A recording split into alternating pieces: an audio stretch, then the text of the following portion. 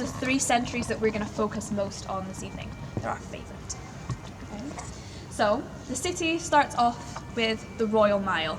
It's roughly 3/4 of a common mile long, that's an old Scots mile, by about 1/4 of a mile wide.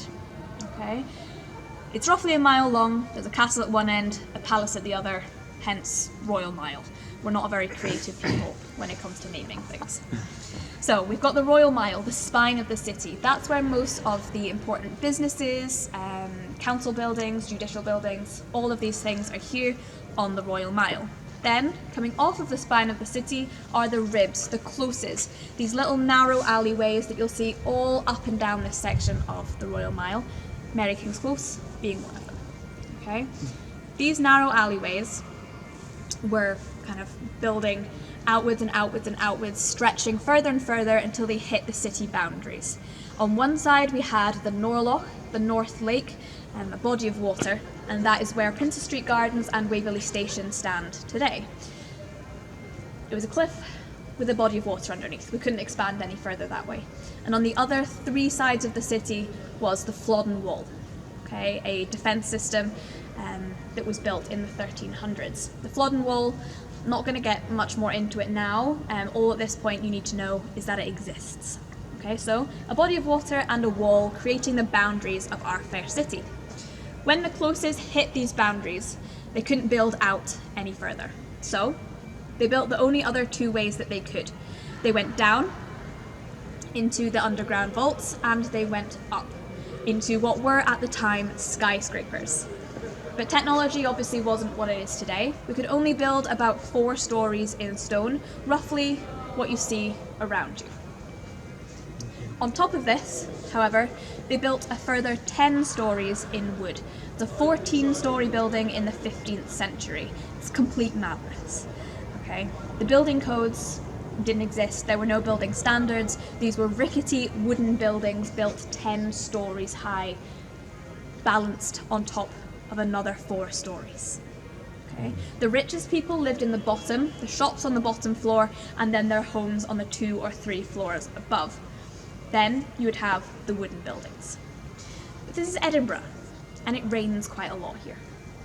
Okay, so when wood gets wet for an extended period of time, it starts to rot. Okay? The buildings themselves rotted. All it took was a firm gust of wind to knock them down. They started collapsing. The top floors went first, going down into each subsequent floor below, crushing and killing the people inside. The poorest people lived on the top floors in cramped and crowded conditions. Okay? These people were terrified of their own homes collapsing in around them. The closes, the alleyways, are just that. They're close. The buildings are so close together that if one building went, it took a number of buildings around it with it, okay, causing a horrendous domino effect, killing tens and hundreds of people in one fell swoop. Okay, so the poor lived on the top floors, and we needed a sewage system. The Romans never made it this far with their fancy sewage systems that you'll see in York and London and other places in the UK, so we had to invent our own. We had a very simple system. It was known as a bucket. The bucket would sit in the corner of the room. Now, your whole family, 6 or even 12 people, would live in this one room. There you would eat, sleep, go about your daily life, and there you would also use the bucket itself. Okay, so this bucket is full of waste. Household waste, waste from all of us in the bucket. Then you have to get it down 14 floors of rickety and unstable steps. It's not a very easy thing to do. You're likely to spill what's inside the bucket, making the stairs really very slippy. Then you're likely to slide the whole way down while wearing the contents of your bucket. It's not very pleasant. Okay, so we need to streamline the system. To do that, we came up with a system that's much quicker, but is slightly less clean. At about 10 o'clock every evening, all of the windows across the city would open and a shout of Gare de l'eau would come out of the windows. This comes from the French, Regard de l'eau, look out for the water, and then all of the buckets of waste would go out of the window and into the street.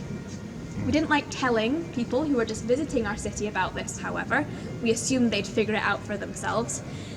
And if you're walking along a city street of an evening, a nice leisurely stroll, and you hear a shout of something unfamiliar from a window above you, you're likely to, look up, possibly even asking what's going on, okay, with your mouth open. And you're likely to end up with this bucket of waste on your head. It's not very pleasant. All right. This waste would then run down the closes and eventually hit the Norloch, the North Lake, that body of water. And this is all fine and well, but, despite having rivers of filth flowing down your city streets, this ran into the Norloch, which was also the city's main source of drinking water. Okay? It became a festering cesspool of nastiness. On at least one occasion, the Norloch crusted over. Okay? A particularly hot day. People were then recorded to walk across the Norloch, across this crust of human waste. Why you'd want to do this, I've got no idea. It's really grim. But people did. But having your main source of drinking water as also the main sewage system leads to some problems, mainly disease. Disease ran rife here in Edinburgh.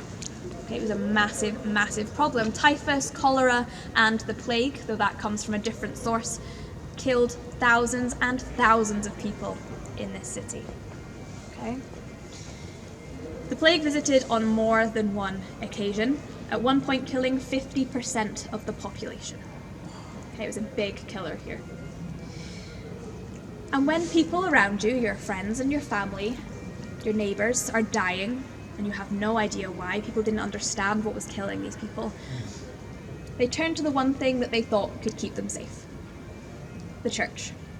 The church has historically been hugely important to the Scottish people. Historically, we are Presbyterian, a branch of the Christian church. And the church has its upsides and its downsides. It brings people together as a community, and it gives people belief and hope. What it also brings is superstition, especially at this point in time. People were looking for something to blame their problems on. The most common blame at this point in time was witchcraft. Bad things are happening to your friends and family, and you need somebody or something to blame it on. You pick out somebody who's an outsider, somebody who's unfamiliar to you. Incomers to the city were the biggest victims of this. I'm from Orkney, one of the North Isles from the very far north of the UK. And up there's a family called the Balfours. In the 15th century, they moved down to Edinburgh looking for a better life for them and for their children. They were crofters, small farm, they were living off the land, and it was back-breaking work. They didn't want this life for their children. So they moved down here and found that better life. To start off with, they got good lodgings, a good home, and they were happy. But it didn't last very long. Bad things started to happen to the people surrounding the Balfours. Illness, loss of jobs, all of these things started to happen. And the people around them accused them of witchcraft. It was very, very easy to accuse somebody of witchcraft at this point in time. All you needed was one of these.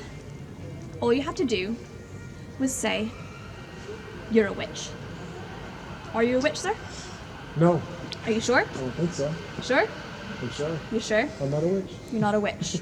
Okay, so we need to get some information out of this person that we say is a witch. If you can get your friends in on it, he's a witch, right?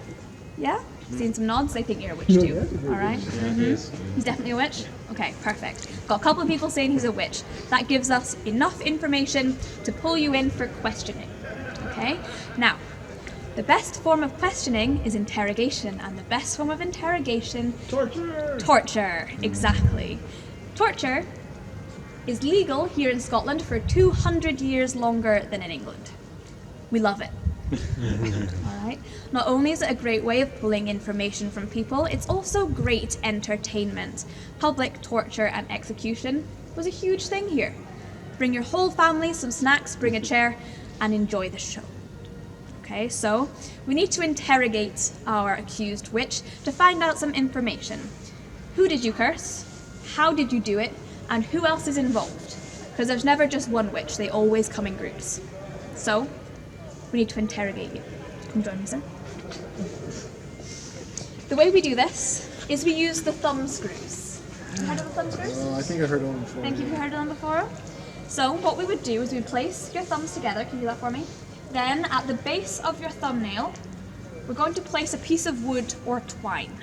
Has anybody slammed this part of their finger in a door before? It's really painful, right? What we're going to do is we're going to tighten this bit of wood or twine. Tighter and tighter for days and days. It's excruciatingly painful. You all burn for this. Well, we don't burn witches here, we're a decent people. We drown them instead. Come on now. So, how dare you? So, we're going to tighten this tighter and tighter and tighter. It's excruciatingly painful, and if we tighten it too far, your thumbs explode. Oh, wow. Not nice. Not nice at all. Okay, so, are you saying you're a witch? Change your story? I'm a witch. You're a witch. Now I'm saying he's a witch. But we're a fair and just people here in Scotland, and so we must take you to trial. Okay? Trial for witches here is trial by ducking, by ducking. Okay? What we do is we attach one of those poor exploded thumbs of yours. We attach it to your opposite big toe. I'm not going to make you stand on one leg. Please don't. You're all right. Okay? We attach your thumb to your opposing big toe. And then we throw you in the Norloch, into that crusty cesspool of nastiness. And we see what happens. If you float, then you've obviously used your magical witchy powers to survive, and you're guilty. So we pull you out, take you to the gallows, and you're hanged for your crimes. If you sink and you drown, then it's a terrible shame. Innocent all along. And your family gets to go free. All right, but you've died for them. It's okay. It's okay. You can cope with that. Good. Good. Okay. So, this isn't a very nice way to go, is it? The youngest member of the Balfour family to undergo the thumb screws was a girl of 12, who later died of associated fever. Okay. Young people, children, were as easy targets as anybody else. So, unfortunately, in this situation, you floated. So, you're guilty. Okay? You guys were all smiling earlier? We knew it all along. You're next. All right, thank you very much, sir. Come and join me. So, another willing victim for me this evening. Another way that we torture or interrogate our people is through something that we call the cage. Has anybody seen Game of Thrones? Yes. Yes, you might be familiar with this. Okay, what we would do is we would lay you out. We're not going to make you do this. It's Edinburgh. The streets aren't clean. Old reeky. It's nasty. Okay? We would lay you out, but we're not going to do that. We're just going to imagine. Okay. What we would then do is place upon your chest a metal box. And on top of this metal box, we start to add hot coals from the fire until the metal starts to burn red hot. Can you scream? Ah, Nice. Perfect. Who's the witch? A natural born actor. Brilliant. So, we add these hot coals until the metal burns red hot. And then we keep adding those coals until it starts to burn white hot. ah, Perfect. So, this isn't enough, however. Then, while still adding our hot coals, we place inside the box a rat. Okay. This rat does okay to start off with, and as we continue adding those hot coals, ah, as we continue adding the hot coals, ah. that's better. The rat inside starts to panic. It realizes that it's being cooked alive. So it starts to run around and around and around and around, searching for a way out. Then it realizes that the box has no bottom. And there is one way out, straight through there. So the rat takes a nice big deep breath and it starts to dig, digging and chewing and digging and chewing, fighting for a way to escape. And eventually it suffocates inside your chest cavity. Okay? If the blood loss doesn't kill you, we just leave you there. Until eventually your own flesh and the dead rat start to rot inside you. And we just leave you while you're laying there smelling your own rotting flesh. Yeah. That's what you get for being a witch. Alright, this form of torture was used until the person was dead. Okay? It's a great fun way to watch somebody die. So, this was used for all forms of crimes, anything from murder, burglary, being a witch, and also from stealing. Something as simple as a loaf of bread to feed your starving family. This is how harsh the punishment was here. Okay, the people here were terrified. They were terrified of their homes caving in. They were terrified of disease, and they were terrified of their judicial system and their police force taking people prisoner and torturing them for something they might not even have been guilty for. Innocent until proven guilty, not a thing. Okay? With all of these dead, we need somewhere to put them. What you're currently standing on was the kirkyard of St. Giles Cathedral, from behind us, St. Giles High Kirk, but they dug up the whole kirkyard and put a car park here instead. Edinburgh Council love car parks. Okay, so we're going to head up to what is still a kirkyard up at GreyFriars. Any questions before we head up there? No, thank you.